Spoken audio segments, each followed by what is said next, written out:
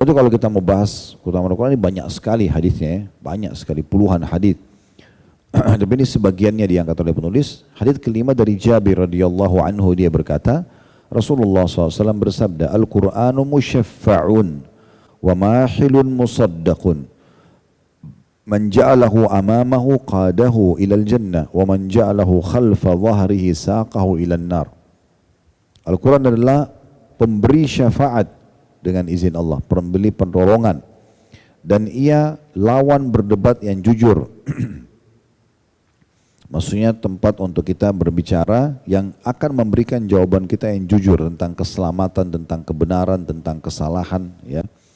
Siapa menjadikannya sebagai pemimpinnya, pedoman hidupnya, maka niscaya Al-Quran itu akan mengantarnya ke surga. Namun siapa yang menjadikannya berada di belakang punggungnya, maksudnya meninggalkannya, niscaya ia akan menggiringnya ke neraka. Ada footnote nomor 21 di bawah tentunya. Hadis diriwayatkan oleh Ibnu Hibban dalam Sahihnya.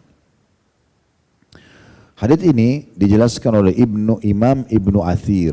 Di bawah hadis ini kita masuk dulu baca ini. Maksudnya Al-Quran akan menjadi lawan berbantai yang jujur, yakni siapa saja yang mengikuti dan mengamalkan kandungannya, ia akan menjadi pemberi syafaat yang syafaatnya akan diterima. Dan ia adalah pembukti bahwa segala keburukan orang tersebut apabila ia tidak mengamalkannya. Ini dijelaskan dalam kitab An-Nihaya. Baik, hadis ini kita seperti tadi ya, mengorek mutiara ilmunya. Yang pertama, keutamaan yang bisa kita ambil atau fadilahnya adalah Al-Quran pemberi syafaat. Mutlak dia akan menolong para pembacanya, hanya membaca. Udah cukup dia akan menjadi penolong pada hari kiamat nanti. Tadi sudah kita sebutkan di beberapa hadis sebelumnya ya. Jadi jangan berhenti membaca Al-Quran, tidak boleh berhenti membaca, terus baca, khatam, ulangi lagi, khatam, terus nggak pernah berhenti.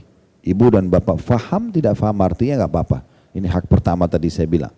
Nanti kalau mau masuk ke faham, nanti di yang kedua, masalah tadabbur, merenungi makna-maknanya.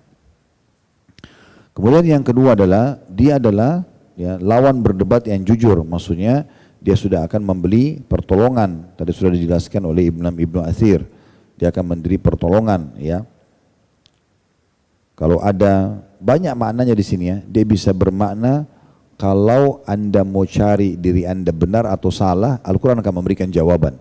Dia lawan berdebat buat diri kita untuk menjelaskan kita benar atau kita salah. Ya, dia jadi pedoman ya.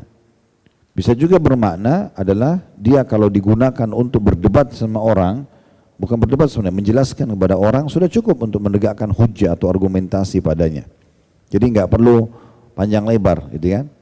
Berapa banyak orang yang dijelaskan padanya Al-Quran lalu kemudian dapat hidayah. Saya temukan banyak orang yang jadi mu'allaf itu masuk Islam hanya karena baca surah Ikhlas.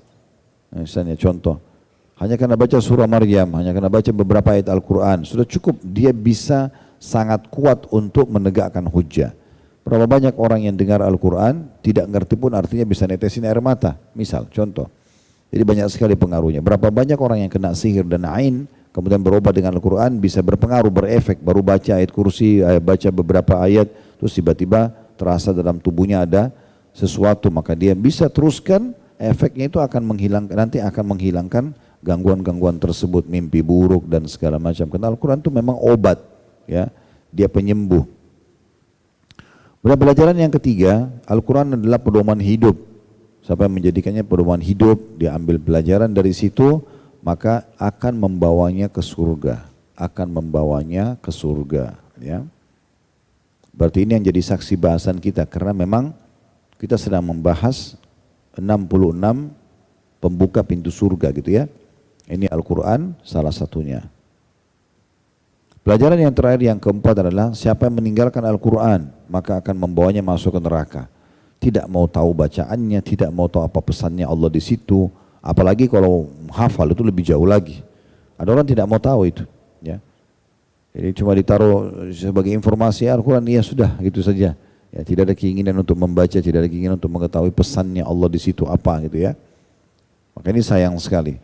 Makanya biasakan anak-anak itu didengarkan Al-Quran ya. Didengarkan Al-Quran, biasa ulang-ulangi terus. Saya bilang tadi ya, paling tidak kita menutupi kekurangan kita justru di anak-anak itu ya. Kemudian selanjutnya di bawah paragraf terakhir di halaman 20, kata penulis, sebagian ayat dan surah Al-Quran punya beberapa keutamaan tersendiri. Di antaranya, berarti masih banyak yang lain ya. Penulis hanya mengangkat saja 3 surah ini. 3 ayat sebenarnya apa? 1 ayat, ayat kursi, 2 surah ya, surah Al-Mulk dan surah Al-Ikhlas. Ini sebagai sampel saja ya. Tapi kalau kita mau baca terlalu banyak surah-surah dalam Al-Quran yang memang ya itu punya kedudukan, punya keutamaan tersendiri walaupun semua Al-Quran bagus. Dikatakan oleh penulis sebagian ayat dan surah Al-Quran punya beberapa keutamaan tersendiri. Di antaranya ayat-ayat dan surah itu adalah salah satu penyebab seseorang masuk ke dalam surga. Atau siapa saja yang membacanya akan dibangunkan untuknya sebuah istana di surga. Di antaranya ayat kursi. Haditsnya dari Abu Umamah radhiyallahu anhu, ia berkata, Nabi SAW bersabda, man qara ayat al-kursi fi duburi kulli salatin maktubatin lam yamna'hu min dukhulil jannati illa an yamut.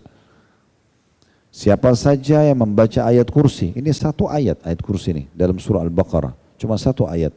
Siapa yang membaca ayat kursi ini setiap selesai sholat wajib, dia tidak bicara sama orang, habis selesai sholat berzikir, diantaranya baca ayat kursi, tidak ada sesuatu pun yang menghalanginya untuk masuk ke dalam surga kecuali dia meninggal. Jadi maknanya adalah kalau Bapak Ibu gabungin antara sholat wajib 5 waktu dengan baca Quran sudah cukup dapat tiket ke surga. Tapi syaratnya sholat 5 waktu dan baca ayat kursi. Gitu. Tidak bisa baca ayat kursi lalu tidak sholat lalu anggap bisa masuk surga, karena ini syaratnya. Dia baca setiap kali habis sholat wajib ayat kursi, maka dia akan masuk ke dalam surga. Tidak ada yang menghalangi masuk surga kecuali kematian. Dan mati pasti kita mati dulu baru masuk ke dalam surga. Nah seperti itu kurang lebih gambarannya. Dan tentu ayat kursi ini adalah salah satu ayat yang agung sekali dalam Al-Quran. Waktu turun itu banyak sekali setan-setan yang terbakar ya. Waktu dalam beberapa riwayat disebutkan karena memang dahsyatnya ayat ini. Dan ayat ini memang disuruh baca banyak dalam banyak keadaan. Dan paling kuat untuk mengusir gangguan syaitan ya. Makanya dan juga membatalkan sihir-sihir gitu ya. Makanya pernah disebutkan Abu Hurairah radhiyallahu anhu pernah menangkap seseorang yang mencuri makanan di tempat penyimpanan makanan muslimin ya. Maka waktu ditangkap orang itu mengatakan kalau kau mau melepaskan saya, karena Abu Hurairah bilang saya akan bawa kau ke Nabi gitu kan. Maka dia bilang kalau kamu tolong lepaskan saya karena saya ini orang susah, saya butuh ini dan itu misalnya gitu ya. Dia katakan gitu. Maka Abu Hurairah maafkan.